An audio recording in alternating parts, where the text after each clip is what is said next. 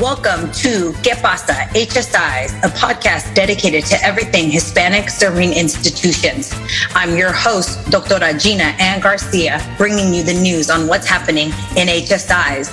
Join us as we explore the history and evolution of HSIs, culturally relevant and liberatory practices, current and emerging research with HSIs, and the policies that shape servingness. Greetings, HSI familia, and welcome to ¿Qué Pasa? HSIs. Today, our guest is Rogelio Salazar, who is a doctoral candidate in the Higher Education and Organizational Change Program at UCLA School of Education, affectionately known as HEOC.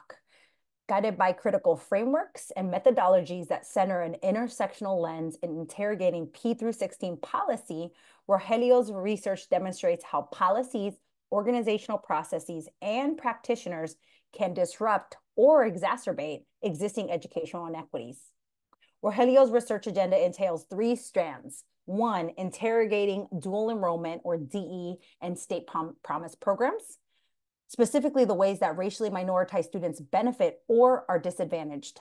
2, exploring policy outcomes of racially minoritized students in community colleges. And 3rd strand, scrutinizing the funding and implementation of restorative justice in California schools and abolishing school policing. Today, we are going to talk about how his research can inform our practices in HSIs. Let's go. Rogelio, thank you for stopping by ¿Qué Pasa? HSIs, where we talk about all things HSIs. But first, we're going to talk about you. So let's go ahead and just hear about your servingness journey. What's happening, Gina? Happy to be here. Thank you for the invite. A little bit about me. Well, I was born and raised in North County, San Diego, specifically Oceanside. I spent the latter half of my youth in Bonsall, close to the borderline of Riverside County. My journey through K-12 and to higher ed is non-traditional due to having experienced the effects of the school-to-prison nexus, leading to having been excluded often from college-going conversations. But I was part of the migrant education program during high school. So during the point of changing my life around and making up nearly 3 years worth of high school credit, I was asked by my migrant ed advisor if I wanted to attend Cal State San Marcos. And I said yes without making much of it, just because I knew I was going to most likely work after high school or enlist in the military, which I was already in a pipeline program for those wanting to pursue the military. I was contacted by the College Assistance Migrant Program, Migrant Program at Cal State San Marcos.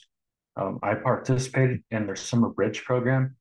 CSUSM at the time, and still is an HSI. And to preface, CAMP for short is a federally funded program that serves students from seasonal farm working backgrounds, helping them navigate and support their higher ed experience leading up to graduation. But as an undergrad, I was aware of the racial composition of CSUSM, though I didn't know what an HSI was. But through my participation in camp, I became aware of the Latinx-focused programming that was being promoted and found a space where my cultural identity was acknowledged, but also framed in a asset approach. But in this way, it really was like my first experience to making sense of what an HSI was, considering its racial composition, and how these programs are integral to supporting the pipeline of graduating Latinx students. But years later, I came back as a master's student to CSUSM and worked with camp. But it was later during my time down the road at Costa College that I gained awareness of a grassroots approach to standing behind commitments to being an HSI. During this time, I was immersed in coalition building led by Latinx faculty and faculty of color, as well as staff. In these convenings, I witnessed institutional change agents actively advance equity for Latinx students and other racially minoritized groups, but also foster what was seemed like a bridge between being an HSI and inviting the community to campus. In other words, putting the community in community college.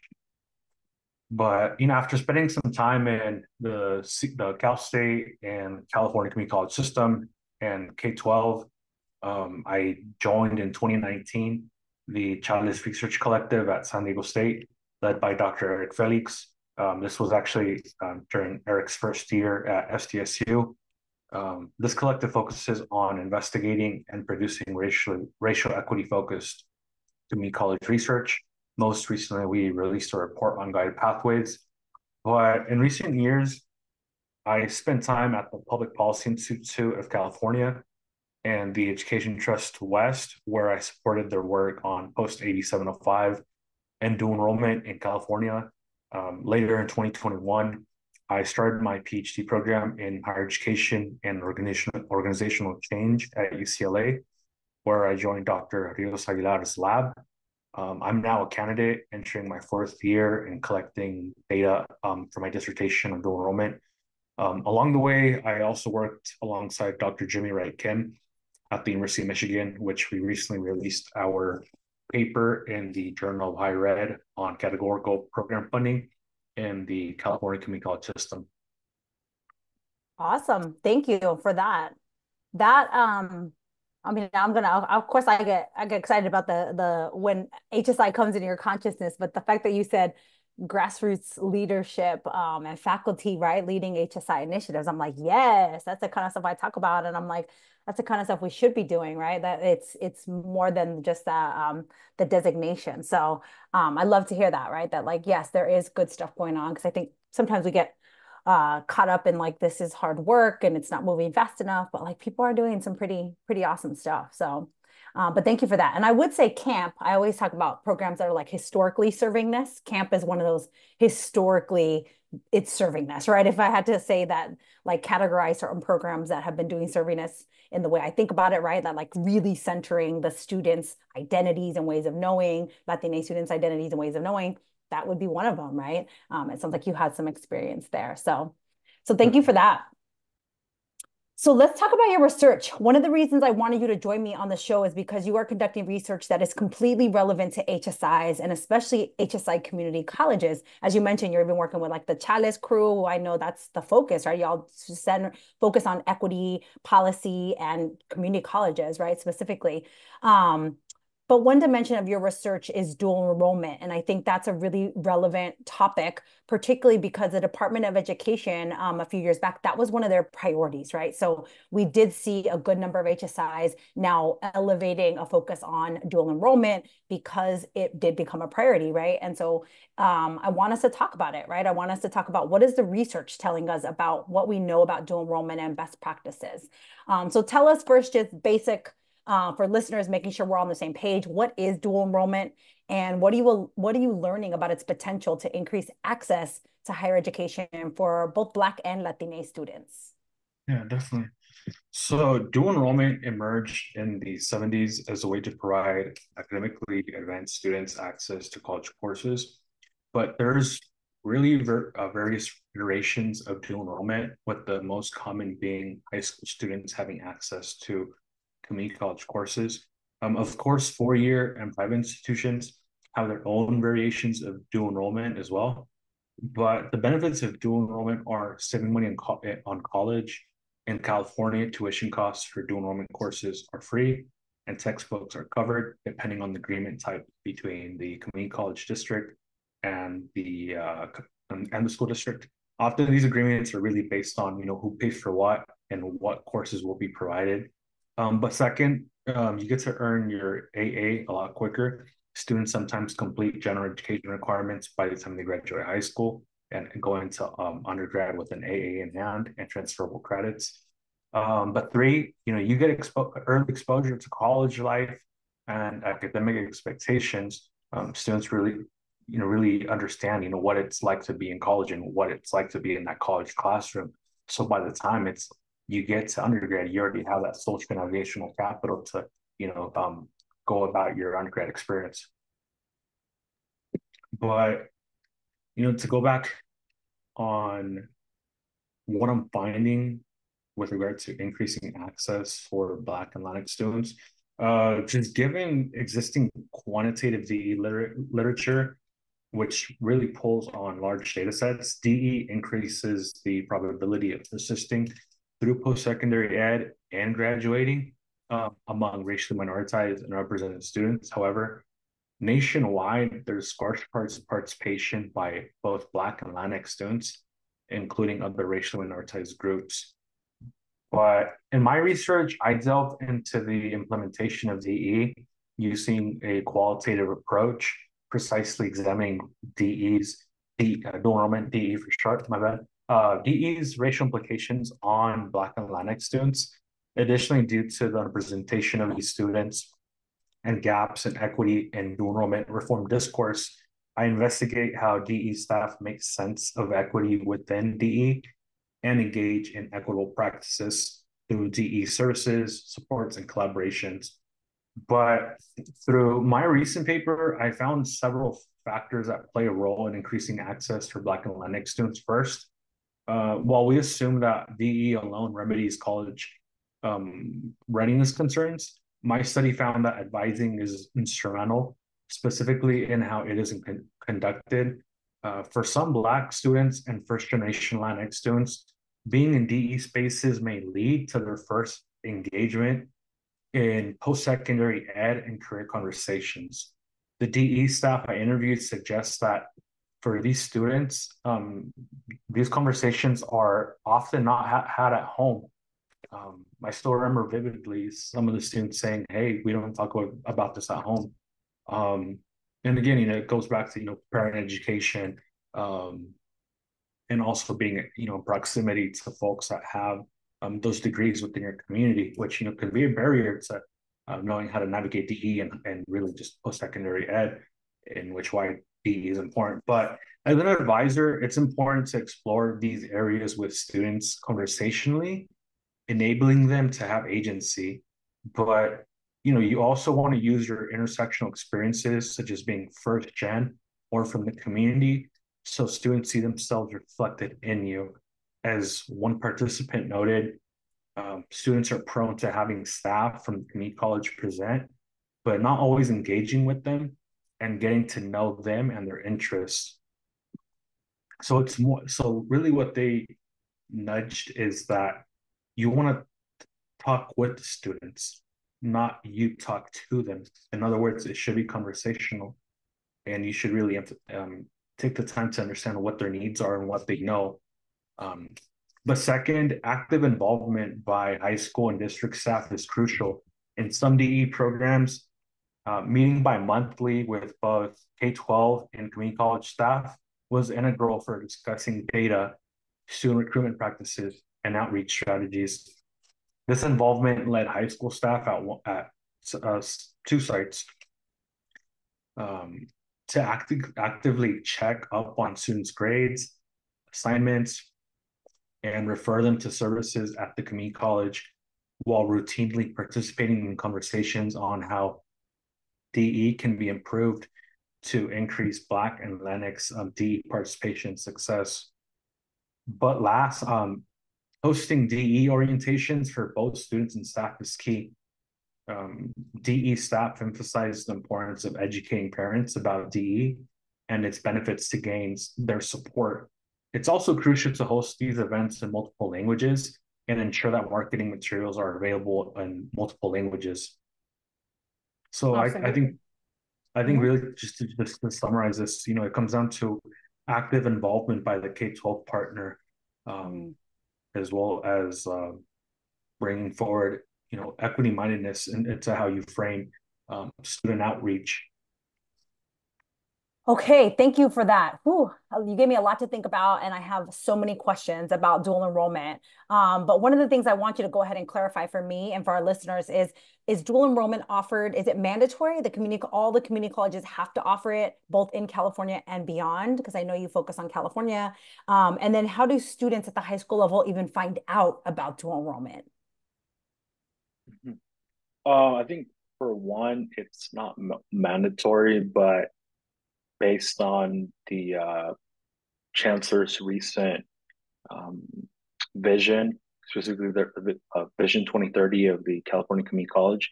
They're looking to want to ensure that every high school student, starting from ninth grade, takes dual enrollment.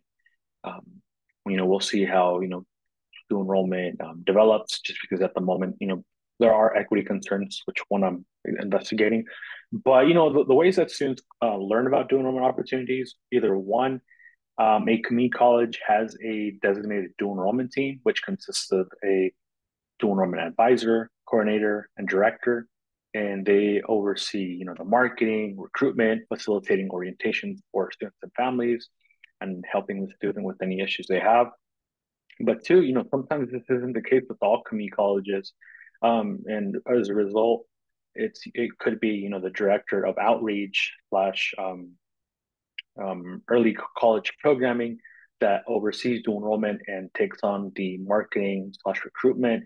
And they typically pull from general counseling and get the support of a counselor to support students with matriculating into courses and completing their both the campus and their community college application. In other words, CCC apply. Okay.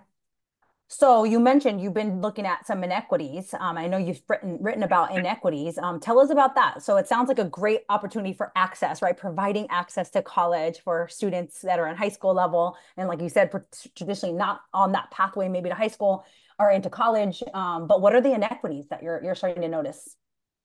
Yeah, definitely. I think one of the inequities I observed is that dual enrollment operates in a race neutral way that continues to privilege the privileged and disadvantages those at the margins of higher ed opportunity. But as I mentioned earlier, enrolling students in DE is not enough. There's a need to teach students early on, before actually enrolling in a DE course, about the expectations of taking a DE course, what college life is like, and the resources available. Otherwise, we're going to see the inequities already at hand widen, which there's parallels between college tracking and dual enrollment when thinking about who DE intends to benefit and leave out. But to this end, offering a pass, no pass option is necessary, especially for students taking their first DE course and feeling concerned about it. This approach is less harmful and more equitable, given that these grades are permanent and stay on your transcript and could impact students down the road. But dual enrollment alone is not enough to support dual enrollment students. Active involvement from high school and district staff is needed so they can provide insight into developing improvements to DE services and supports. As one of the DE staff from my study quoted, high schools are simply dropping students off at the community college thinking that they haven't figured it out. But often it's just the school counselor involved in collaborative efforts among DE programs. Support is also needed from teachers so they can act as an extension to help promote DE. So when you say it's race neutral, do you mean that when it comes to outreach and recruitment into this program, that like the staff isn't necessarily thinking like, oh, we should actively reach out to Latine students or Black students, right? Or like you said, the families, right? Even reaching out in the families' languages. Is that what you are seeing as far as in the race neutrality? Mm-hmm. Yeah, I think in the ways that DE staff make sense of equity, race tends to be absent. So what does that look like? Well, there is a void to equity mindedness when we go about the outreach strategies. I think that comes with interrogating which students from what high schools within what regions of your city are participating. Is it going to be your students from the more wealthier areas, or is it going to be students from your more urban areas? But that necessitates being intentional in the ways that you go about outreach, but also within that conversation, who lives in those regions and what are the messages behind dual enrollment, and in what languages are those marketing materials being developed? Because Makes we already sense. know, yeah, because we already know who's going to participate having the upper hand of having, parents with, a degree, that alone is that gives you a leg up versus, first gen students who have that limited, social and navigational capital to navigating higher ed.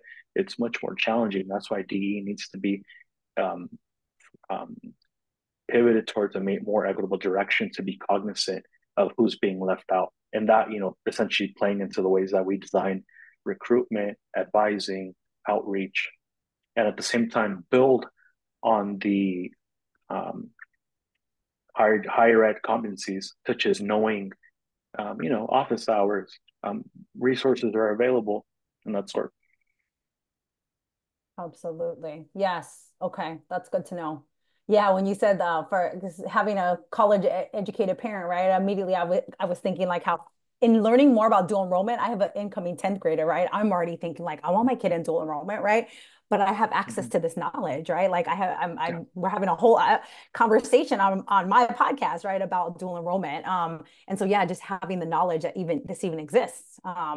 Is important, right? So yeah, having not being a first gen college student, it's going to obviously give you the upper hand. So any other suggestions you would offer for HSIs that are trying to do better by their dual enrollment programs? Yeah, I think in my discussions with DE staff, a recurring theme is that DE is often not prioritized on campus. Although senior admin might view DE as an enrollment booster, the issues I've described arise when equity considerations are neglected within DE efforts. I think senior administrators need to integrate DE more fully into institutional planning discussions. And in California, how can DE fit into the upcoming cycle of student equity plans? How can we be intentional in addressing these equity concerns by being more intentional in how we recruit? Um, but I think additionally, um, with projections indicating a decrease in Latinx and Black students graduating high school and enrolling in community colleges in California, it's crucial to realign DE towards a more equitable approach. And I think this could be accomplished by strengthening partnerships with K-12 institutions to examine, disaggregate, and discuss DE data and practices to identify and address potential disparities. Additionally, fostering alignment between DE, high school staff, and district partners in understanding and prioritizing equity. And I think last, cultivating a shared commitment to supporting DE programs, ensuring that students graduate high school with credentials, some sort of transferable college credit, and really enhanced opportunities for success, particularly for racial minoritized students, specifically our Black and Latinx students that long have been neglected access to higher education opportunity. Excellent. Thank you for that. So the second dimension I wanted to talk to you about that I also think could be very relevant for HSI, leaders, educators listening in on the podcast is promise programs, right? You've written about promise programs and what as well, obviously your research is very focused on increasing access for Latinx and Black students. So talk to us about promise programs. What are promise programs and what are you seeing as far as their potential to increase access?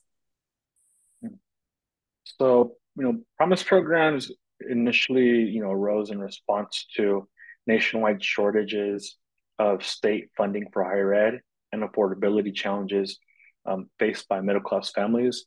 Although local promise programs like the Kalamazoo and Dallas Promise have been around since the 90s, it wasn't until 2015 that the Tennessee Promise introduced a statewide version, which is what I examined.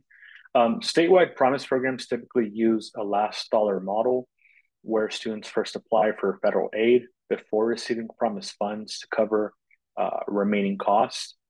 Promise programs often come with a free college label, meaning they could cover 2 years of college tuition and fees, such as a Tennessee Promise. However, there's requirements to obtaining these benefits, such as being full-time, being a citizen, and not having a record. For instance, Rhode Island makes their programs accessible for undocumented students, unlike programs with just 2 years of eligibility. New Mexico and New Jersey's Promise program covers up to 7 years. So there really is variance across these programs. So when we say free college, there is some small print to be read in who is being covered and who is being left out. But going back to who benefits, it's our community college students. And when we think of those students, who does that historically entail? Are predominantly racially minoritized students. But there are also some concerns to promise programs. For example, as I had mentioned, some of these programs, they have a requirement that you are not eligible if you have a record. So that means Georgia, Missouri, Indiana, and Oklahoma's Promise program, leaves you out if you have a record, which is messed up because if that was me and I did things when I was young, it's going to leave me out and really jeopardize my future. But also let's think of hyper policing that goes on in communities across these states. Some students are going to be more prone to having a record because of hyper policing. Similar to that, when we think of what is covered, Oregon only covers certificates and not the AA. So how is that, how is that amplifying social mobility for students if it's just a certificate? Okay. So you're kind of getting at exactly what I'm going to ask you. The next question is about the inequities then, right? Are we seeing inequities in who's actually benefiting from the Promise programs? Yeah, within the college, within the Promise program rhetoric, it tends to be high school students transitioning into community college that are full time. That's who programs are intended to serve. But also if we think about who these programs are intended to serve, it's not our part time returning system impacted undocumented students. But we are starting to see of course that these programs are enrollment boosters for some states, which I had mentioned. New Mexico and Washington and New Jersey are, programs that are designing their eligibility to be a lot more less restrictive, meaning that they allow these upper-set students to benefit and not just get 2 years of coverage, up to 4 years. And I think my concern with these programs are that, who goes through community college and transfers within 2 years. That's not the reality when we take into account the experiences of these students, student parents. So there are concerns to these programs, but there is, future possibilities in them becoming equitable. Will we see existing programs with, restrictive eligibility guidelines loosen up? I think so. I think that's just the nature of policy fusion. What's the chances that Oregon, expands their benefit and eligibility to other students? So, we'll see how things play out. Again, this isn't just, a financial aid concern that exists within its realm. I think there's also, of course, policy, concerns attached to it. So I think when we think about what institutions could do, I think it's, serving as a vehicle of advocacy to promote that our non-traditional students have access and are not continuing to be left out from these benefits. So this is something that as I think about recommendations, right, for a campus, it sounds like I immediately think this is a state policy, right? You're talking about a state policy promise programs, right? You're even naming it individual states that have different ones. What are your recommendations for like states, right? Like what are the state policy implications versus like campuses, right? Are there different recommendations for each, right? Implications for whether on how we're implementing this in practice versus the actual policy. Yeah, I think, I'll take this one back to just Dr. Denisa Gandara's racialized burdens administrative framework.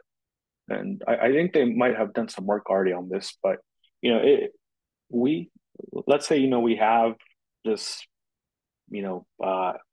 model, program that covers a wide range of students is good.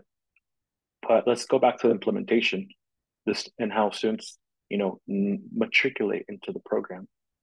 I think one thing that programs should be cognizant of is the messaging, access to information, making it easy to qualify for this sort of aid. Considering that some promise programs cover both 4-year and community college, there is of course concern on both sides, and I think I would leave it on, how are students experiencing these programs in the midst of matriculating. I think, for my recommendation, it would be to, examine this, to ensure that there are no burdens and that students are not being left out and potentially, not moving forward with this aid that is available. Absolutely. Ooh, that administrative burdens framework is a good one, right, to think about this. So thank you for bringing that in as far as us thinking about the scholarship, right, that is addressing this. Because you're right, a lot of people are writing about this, the promise programs, right, as far as their potential for access. But as we know, even great policies and great potential leads to other things, right? And a lot of times it is some of the ways in which it goes about being implemented.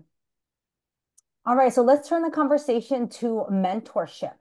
You wrote an article for the Alliance of HSI Educators journal entitled "The Mentorship Experiences of Latino Students Among University Mentors of Color in a California State University Hispanic Serving Institution." And you explored mentorship and found some interesting things about same gender mentorship. Talk to us about the study and what you found. So I think really, this study was like, I guess you could call it like a memoir of my undergrad experience, where I was a beneficiary of mentorship and mentorship, but I just wanted to make sense of how students found mentorship and experienced it. Just because I would have conversations with friends, and oftentimes they wouldn't have someone guiding them. But really, what I found was that gender paired mentorship and mentorship was essential to students navigating undergrad, and this, specifically like their day-to-day experience. But there were some students that had shared, hey, my mentor, she is a faculty. They've already gone through the grad school process, so they would essentially guide me on. I remember one student, I still remember it to this day. She had said, hey, my mentor went out the way and sent me to like this grad school boot camp. I won't say boot camp, but grad school prep program. So it's those sort of things that have come out of these experiences. But hey, this work was done in 2018-19. So the conversation of mentorship has changed. I think if we go back to this work now, and I think if we delve into this work a little bit more deeply, this is done through a more intersectional approach. What does mentorship mean for undocumented students? What does mentorship mean for undocumented students? student parents, queer students. I think the same gender dynamic and alignment might not be the most suitable. And I bring it up because I have peers that are undocumented, and they tell me sometimes, hey, I have this mentor, but they don't understand what it means to be undocumented. So I think going back to this sort of work in practice and today, I think that these are some of the things that we need to be cognizant of within the practice of mentorship and mentorship programming. But I mean, I'll just leave it at that. Yeah, for sure. It sounds like you're saying if you redid the study, you would go at a more intersectional lens. Yeah, definitely. Yeah, that there is more dimensions, right, than gender and race. Obviously, we usually like intersect gender and race. But those are important questions because, I mean, it sounds like you have benefited tremendously from mentorship and femtorship, right? And we know students do. And there's programs at HSIs that people launch that are mentorship programs, right? That's the specific focus of the grant activities. But I don't know that we always do it right, right? We need to think this intentionality, which I think is the thread through your research, is the fact that like race neutrality doesn't work, right? If I had to pick a thread, right? If you do this stuff without thinking, and really it's identity neutrality, right? What you're talking about now is identity neutrality. Like if we do these practices, if it's whether it's dual enrollment or promise programs or mentorship programs, without thinking about the identity of the student, it produces inequities. Is that correct? But is that, yeah. Yeah, definitely. Yeah. Okay, well, thank you so much for sharing about some of your research that you're doing. Like I said, I think it's important research for the HSI context, so for things for us to think about. And all the articles, we just talked about 3 different articles. They're all in the show notes. So folks, feel free to access those articles if you want to learn more about future Dr. Rogelio's, research. So for fun, I want to ask you, I love to ask our scholar guests, who are your HSI scholar heroes and why? And who are the emerging HSI scholars that we should be following? So one scholar who I've always admired would be Dr. Francis Contreras. I appreciate in how they frame public policy with the magnitude of Latinx students US wide, meaning they pull on policy that has been a detriment to racial minoritized students, but they also call out, the need to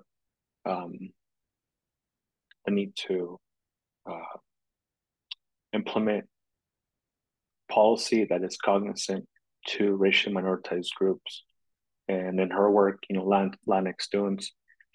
But she does it in a way that, really calls out like, hey, Latinx students make up a large portion of higher education, but at the same time, you have, inequitable policies across states, producing and perpetuating barriers and inequities. So I think she really calls out, policy actors, and at the same time, practitioners, to take a stand against policies that are harmful to students. So yeah, I'd say Francis, Dr. Francis Contreras. But I think scholar to be on the lookout for, it'd be my homegirl Maria Alexia Zaragoza. She's doing some dope intersectional work. Yeah, I can't say enough. She's definitely someone to be, keep the a lookout for. Yeah. Yes, I retweet all of that, re-X all of that. Frances is so amazing and I love her work. And I have the opportunity to work with her now at the UC level, UCHSI initiatives. And it's just such an honor to work with her. And yes, shout out to future Doctora Zaragoza. That's my advisee, as you know. She will absolutely be on the podcast in the future because she's doing some really cool stuff. And it's HSI focused stuff, liberation, right? Like, and high impact practices. So So thanks for shouting her out. I'm excited that you named her. So final question of the pod is, ¿Qué pasa HSIs? How you respond to that? Yeah, I'll take this one back to, Victor Ray's racialized organizations work. What are HSIs doing? Are you standing behind your commitments till this day after having written a Title V grant? We'll see. And I think that's, a call in for not just, I know, we know that, our HSI colleagues are doing the work, but campus wide, what is senior admin? What are other units are doing? How involved are they in these efforts? It's not just about putting on the HSI badge, it's also doing the work. And I bring it just because that's something I observed during my days at medical staff. Yes, +1 on that. Thank you for joining us today on ¿Qué pasa HSIs?